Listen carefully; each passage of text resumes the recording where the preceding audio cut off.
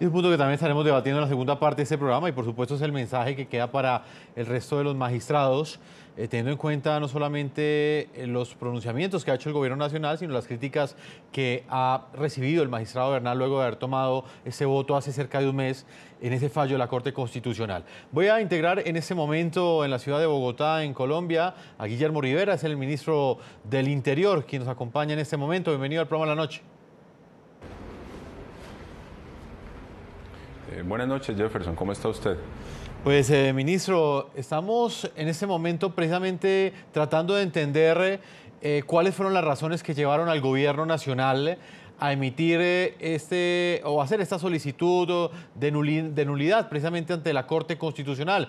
Me gustaría que usted explicara a nuestros televidentes en qué consiste esta petición, este recurso que ha presentado el gobierno nacional ante el máximo tribunal constitucional en Colombia. Lo primero que tienen que saber los colombianos es que este es un gobierno que respeta los fallos judiciales, independientemente de si los comparte o no. Y en este caso, frente a la sentencia C-322 del año 2017, pues hemos respetado ese fallo, lo hemos acatado.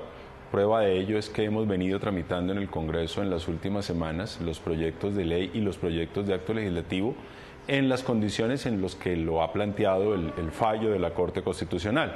Sin embargo, nosotros queremos hacer uso de un recurso que está previsto en nuestro ordenamiento jurídico y ese recurso es el de la nulidad, la solicitud de nulidad del fallo. En este caso creemos que tenemos razones de fondo para solicitar la nulidad. A nuestro juicio existen violación al debido proceso, fundamentalmente por tres razones. La primera de ellas es que se cambió el precedente jurisprudencial sin justificación alguna.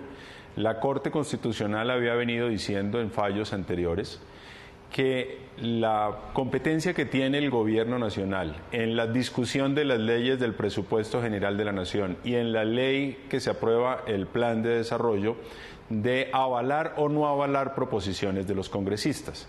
Y también la propia Corte Constitucional había venido diciendo que era constitucional que el Congreso hiciera una sola votación de todo el texto cuando tengan a consideración la aprobación o las leyes ratificatorias de los tratados internacionales. En esos casos, el Congreso vota para aprobar o improbar la totalidad del texto.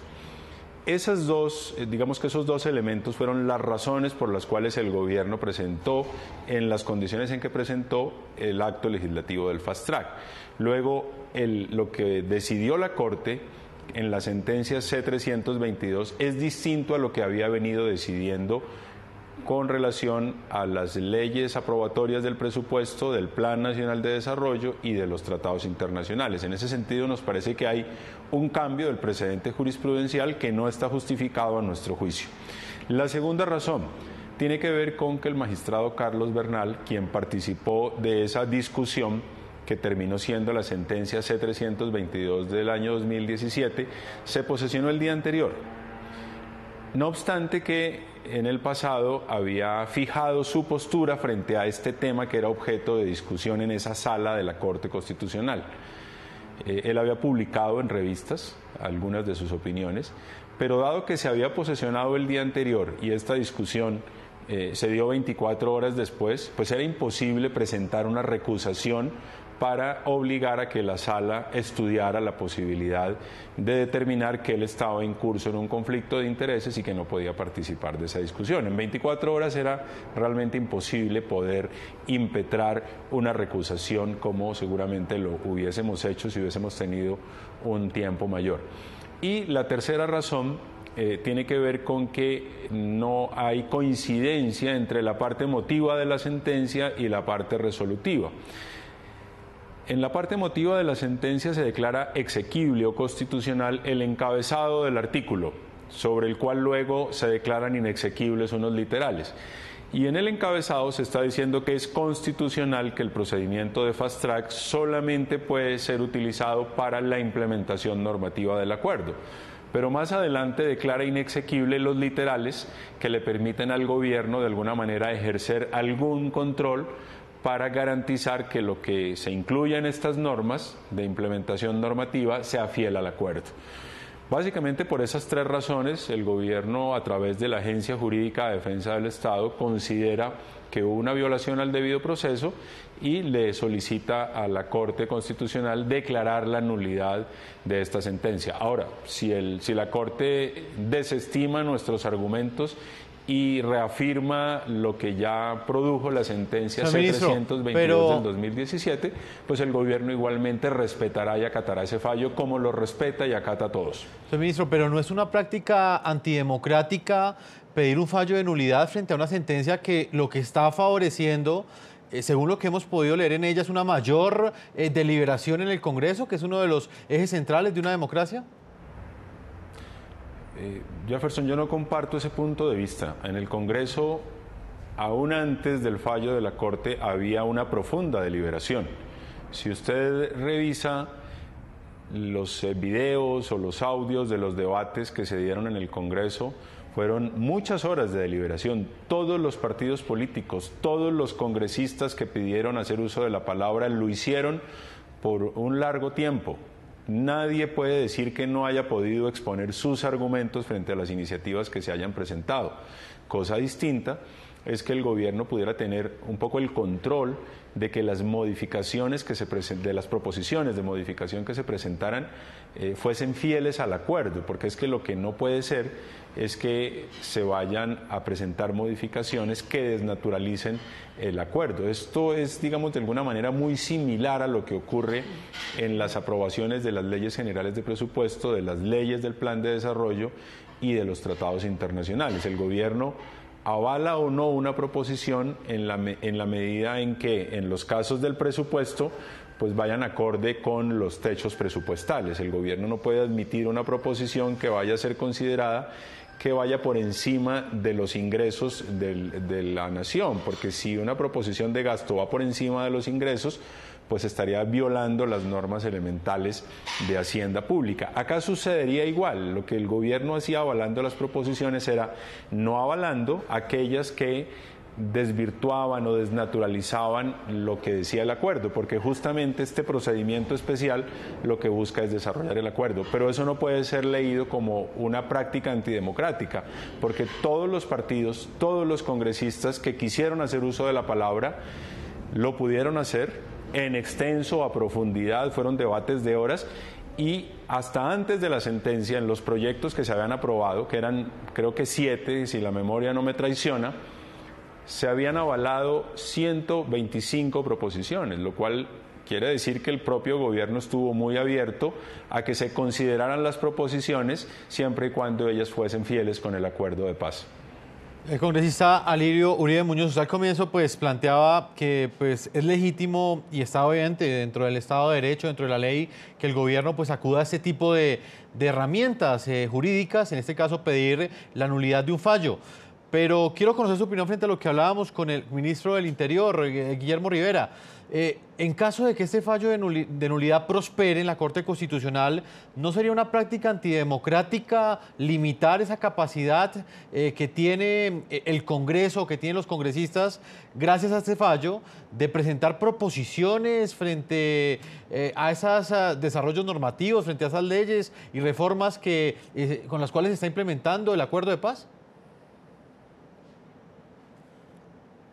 Bueno, mira, nosotros en el Congreso, apenas se produjo el fallo de la Corte Constitucional, nos reunimos todas las bancadas, insisto, en las comisiones de paz de Cámara y Senado, y lo primero que dijimos es, vamos a acatar el fallo de la Corte Constitucional. Y obviamente hablamos de que la Ley Quinta permite, por ejemplo, que nosotros hagamos una proposición para votar proyectos en bloque.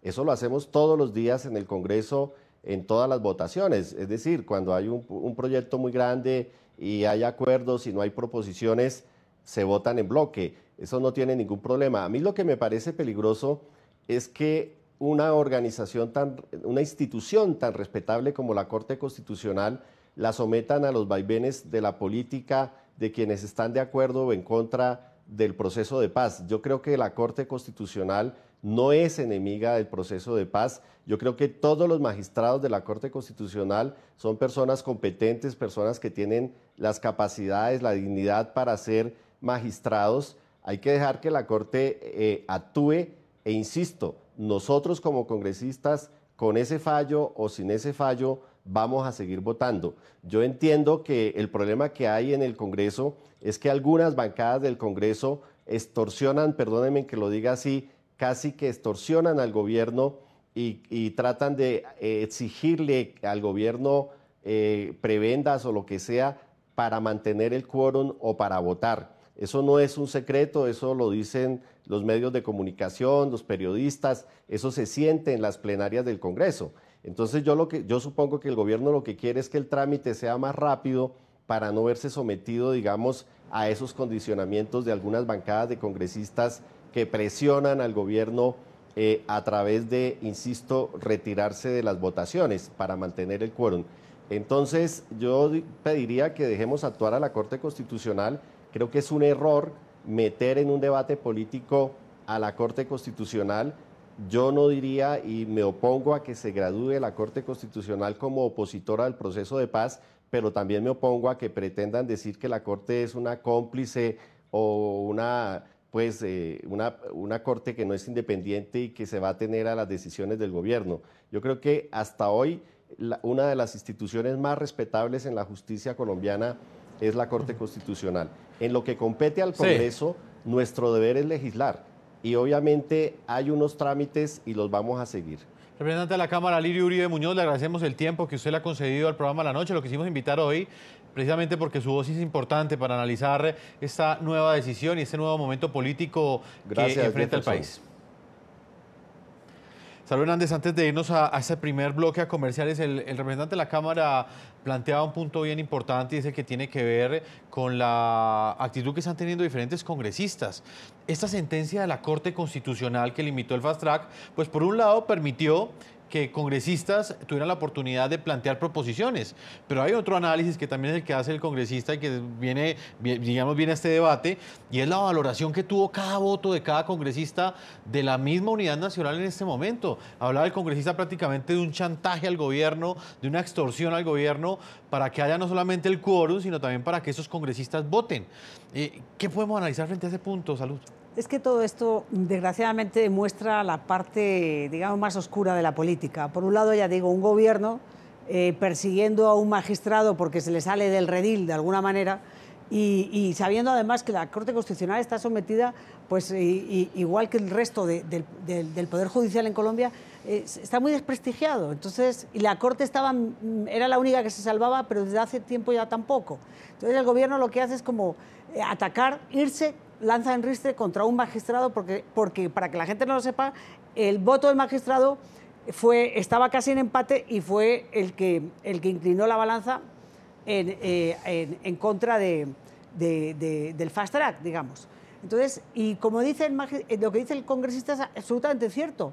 Lo que le da oportunidad a los congresistas, en lugar de decir, hombre, qué bien, vamos a tener más tiempo para debatir, no, es que bien, vamos a tener más tiempo para negociar bajo la mesa determinadas prebendas a cambio de mi voto, a cambio de que yo pueda asistir y haga el quórum para votar una ley, porque saben que el gobierno tiene afanes, porque las FARC están diciendo, ustedes no me cumplen, entonces ustedes me tienen que cumplir. Y como muy bien ha dicho el ministro, además son cambios cosméticos, muchos de ellos, casi todos cosméticos, porque lo que ha dejado evidentemente claro es que nada se puede salir de lo ya firmado, de lo ya acordado, eso es inamovible. Es decir, usted puede hacer algún cambio pequeñito, minúsculo, pero bueno, que de todas maneras, aunque les dejen 10 días, los cambios van a ser minúsculos, porque hay una aplanadora del gobierno. Lo que sí va a permitir un mayor debate es que la opinión pública conozca mejor qué es lo que están tapando, qué es lo que están negociando a las carreras para que no nos enteremos de la letra menuda que puede cambiar muchas cosas en el país.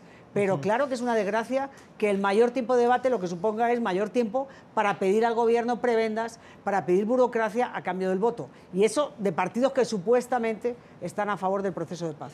Vamos a hacer una primera pausa comercial, no sin antes leer algunas de las opiniones de nuestros televidentes, los mensajes que llegan con el hashtag numeral La Noche Fast Track a la pregunta, respuestas a la pregunta que hemos planteado el día de hoy. ¿Qué opinan ustedes sobre la petición del Gobierno Nacional a la Corte Constitucional que busca anular el fallo que limitó el fast track? Le damos opiniones de nuestros televidentes que nos llegan en ese momento de la noche. Julián dice lo siguiente: se está demostrando que no hay separación de poderes. Cuando fallan a favor del gobierno no pasa nada, al contrario, presionan a su favor. Carlos dice lo siguiente: a los 50 años de sangrienta confrontación armada nunca le pusieron trabas. ¿Por qué sí al acuerdo que busca su fin? Primero la vida. Roberto dice lo siguiente: que quieren burlar el fallo de la Corte como le hicieron conejo a la voluntad popular del pasado 2 de octubre. Opiniones de nuestros televidentes. Vamos a una pausa y ya regresamos a este programa de la noche.